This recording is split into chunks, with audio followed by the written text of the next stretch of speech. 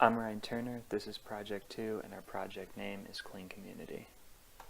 This is our team's GitHub contribution graph. This graph in the bottom left-hand corner is mine. As you can see, I have 8 pull requests that have been squashed and merged into the master branch and have contributed regularly throughout the semester. The lines of code that I contributed to this project were focused on implementing the methods of the user superclass and the admin volunteer subclasses, as well as implementing the methods to keep track of volunteer statistics for each user and keep track of them in the user database. So these are all of the commits that have been merged into the master branch. I'll go to one of the pull requests that I wrote and had merged to demonstrate that my code has been added to the master branch.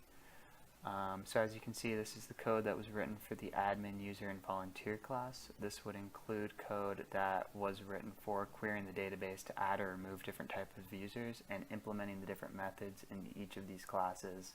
Here's another section of code that I merged into the master branch. This branch includes querying the database to update the user, which is relevant to keeping track of user statistics, which I also altered in this commit and further developed. So here's a running version of our demo. As you can see, a volunteer is looking at opportunities and completes one of them. Exactly what I implemented here is the method in the volunteer class to complete a posting, which then causes the posting to be updated to completed in the database, so it is then removed from the map.